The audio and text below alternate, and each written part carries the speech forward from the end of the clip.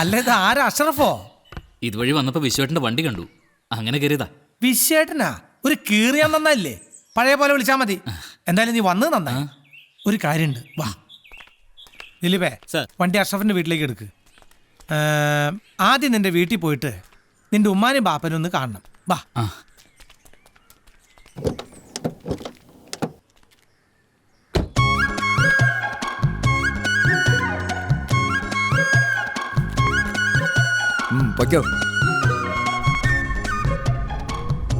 Police ചെക്കിങ്ങാ. കൈ കാണിച്ചാ ഒന്നും പറയണ്ട. നിർത്ത്, ചെല്ല്. ഞാൻ പോയിട്ട്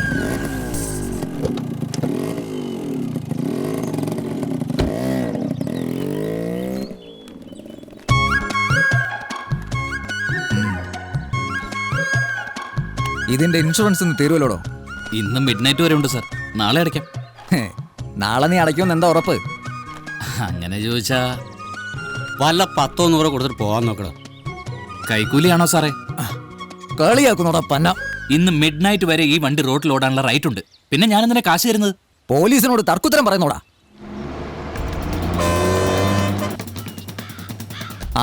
ആ വരുന്നതേ നമ്മുടെ രാജൻ കോൺട്രാക്ടറുടെ വണ്ടി, അതങ്ങ് കടത്തി വിട്ടേക്ക്. സാർ,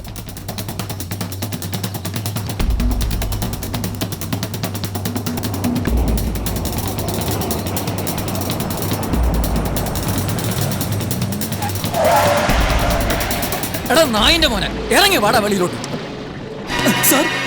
വേണ്ട, ഇത്തരം നെറുകെട്ട കൈ കൊണ്ട് വെക്കരുത് വിശ്വനാഥന് സെലോട്ട്. സാർ അത് പിന്നെ കാക്കിയിട്ടോണ്ട് നടു റോട്ടിൽ പിച്ചെടുത്തും പോരാഞ്ഞിട്ട് ഇത്തരം സ്പിരിറ്റ് മാഫിയകൾക്ക് എസ്കോർട്ട് കൊടുക്കല്ലേ? സാർ ഞാൻ നീയൊക്കെയാ ഈ വച്ചിരിക്കുന്ന തൊപ്പിക്ക് മുകളിൽ ജനങ്ങളെ കൊണ്ട് നാറിയ പോലീസിനെ ലാബിലൊട്ടിച്ചത്. സാർ മേലിൽ ആവർത്തിക്കില്ല ഞാൻ. അതിന് ഈ അലങ്കാര വസ്തു ഞാൻ ഇങ്ങോട്ട് എടുക്കാം. എസ് ഐ രാധാകൃഷ്ണൻ, കുറച്ചുനാള് വീട്ടിൽ നിന്ന് പെമ്പറന്നോത്തിന്റെ കാര്യം നോക്ക്. കൈ വെച്ച് തടയാനേ പറഞ്ഞിട്ടുള്ളൂ, പിച്ചെടുക്കാൻ പറഞ്ഞിട്ടില്ല. ഈ വണ്ടി എവിടേക്ക് എടുക്കണ്ടെന്ന് അറിയാലോ? അറിയാം സാർ. എന്നാ ആയിക്കോട്ടെ. അഷ്റഫേ, ദാ വരുന്നു.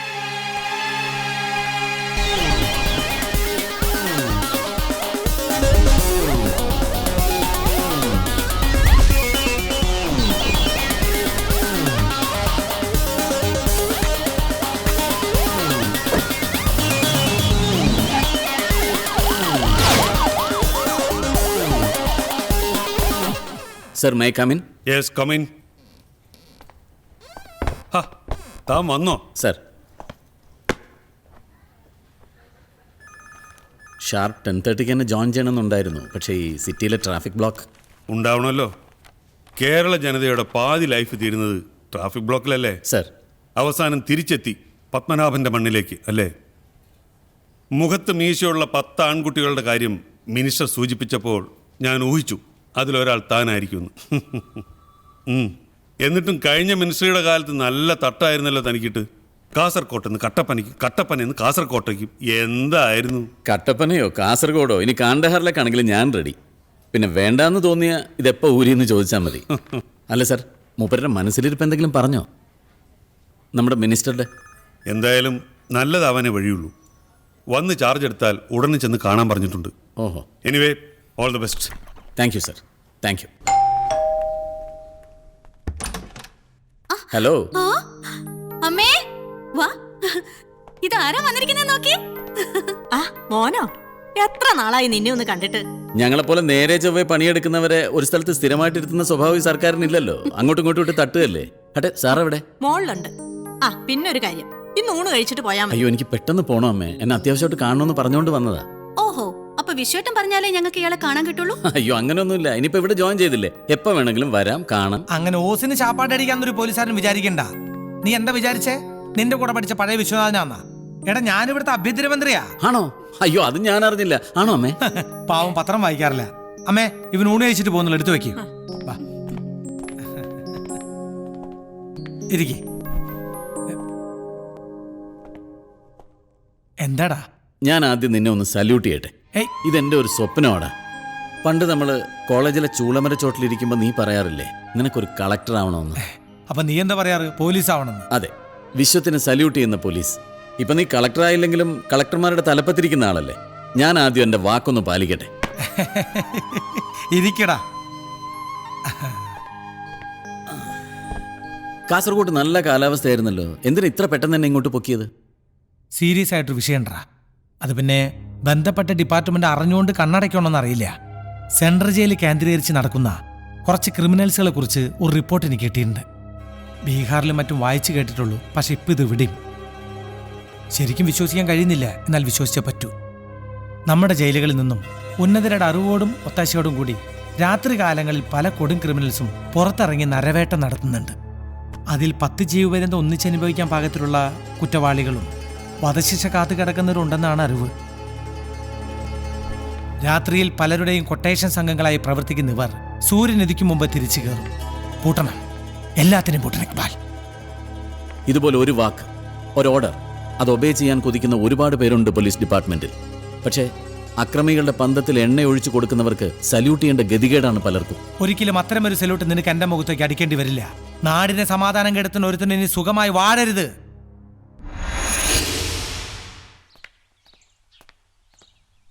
Good morning sir. എന്തായി പോയ കാര്യം? സാർ, അത് നമ്മൾ അറിഞ്ഞത് ശരിയാണ് സാർ. ഇത് ഇന്നും ഇന്നലെയും തുടങ്ങിയതല്ല. പക്ഷേ എന്താ ഒരു പക്ഷേ? പ്രശ്നമാണ് സാർ. അപ്പോൾ അത് ഉടനെ തീർക്കണമല്ലോ.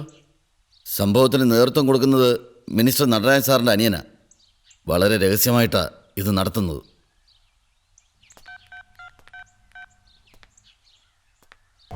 ഹലോ ഹലോ,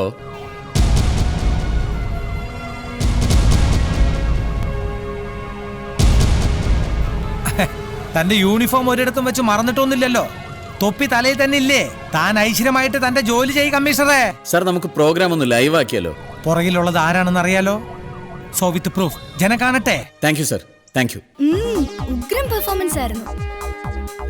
ആ കോഫി എത്തിയല്ലോ.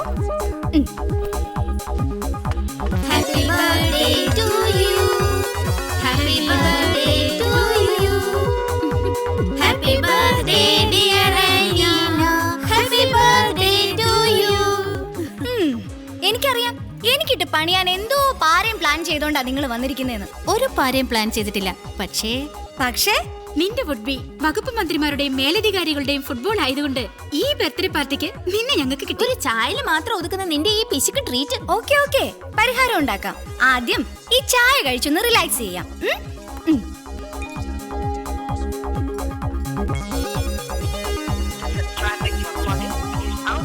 കാമുകന്റെ കണക്ഷൻ കിട്ടുന്നില്ല അല്ലേ? എവിടുന്ന് കിട്ടാൻ? മസിൽ പിടുത്തം കൂടിപ്പോയതുകൊണ്ട് റേഞ്ച് പോലും കിട്ടാത്ത സ്ഥലത്തേക്കല്ലേ തട്ടിയിരിക്കുന്നത്. ഓടി.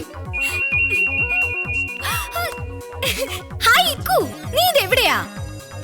ഒരു മിനിറ്റ്, ഞാൻ എന്തുമാത്രം ട്രൈ ചെയ്തെന്നറിയോ നിന്നെ ഒന്ന് ലൈനിൽ കിട്ടാൻ.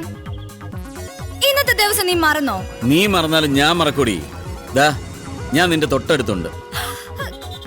എടാ, അടുത്ത വെള്ളിയാഴ്ച വരുവുള്ളെന്ന് പറഞ്ഞിട്ട്. എടാ ബുദ്ധുസേ, വെറുതെ എന്നോട് കള്ളം. ഞാൻ സിറ്റിയിലുണ്ടടി. എടി, ഞാൻ ഇന്ന് രാവിലെ ചാർജ് എടുത്തു. എവിടെയാ നീ? എനിക്ക് ഇപ്പം കാണണം നിന്നെ. പിന്നെ അങ്ങനെ തോന്നുമ്പോഴൊക്കെ കാണാൻ നിനക്കങ്ങ് പതിച്ചു തന്നിരിക്കുകയല്ലേ ഇക്ബാൽ IPS. എന്നാ നിന്റെ പണിയൊക്കെ കഴിഞ്ഞ് നീ ഫ്രീ ആവുമ്പോ വിളിക്കും. ഓക്കെ. പിന്നെ നിനക്ക് ഞാനൊരു ഉഗ്രം ബർത്ത്ഡേ ഗിഫ്റ്റ് തരാം. എന്താ നീ കൊണ്ടുവന്നിരിക്കുന്നത്?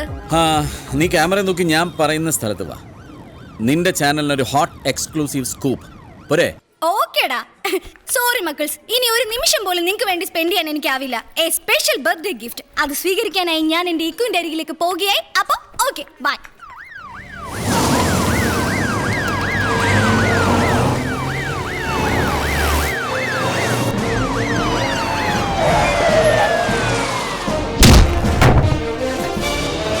നിക്കടാ അവിടെ. ആവശ്യമില്ലാത്ത പണി വേണ്ട.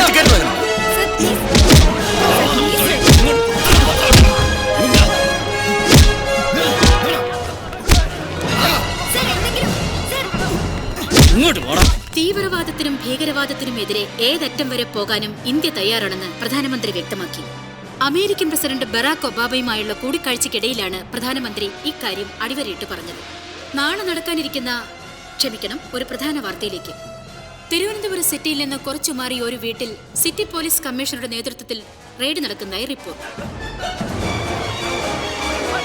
കൂടുതൽ വിവരങ്ങൾ നൽകാൻ അലീന നെറ്റിക്കാടൻ നമ്മുടെ കൂടെയുണ്ട്. അലീന, റെയ്ഡിൽ എന്തൊക്കെയാണ് കണ്ടെടുത്തത്? ആരൊക്കെയാണ് അറസ്റ്റ് ചെയ്തത്? എന്തൊക്കെയാണ് വിശദാംശങ്ങൾ? അറസ്റ്റിന്റെ വിശദാംശങ്ങൾ നമുക്ക് കമ്മീഷണറോട് തന്നെ ചോദിക്കാം. സർ, എന്താണ് ഇതിനെക്കുറിച്ച് പറയാനുള്ളത്? Sir, please, sir. ഒന്ന് പിടിച്ചു മാറ്റണോ ഇവളെ?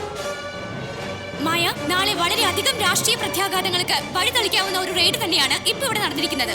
കാരണം പിടിക്കപ്പെട്ടിരിക്കുന്നതിൽ പ്രധാന പ്രതി റവന്യൂ മിനിസ്റ്റർ നടരാജന്റെ സഹോദരനാണ് എന്നുള്ളത് തന്നെയാണ്.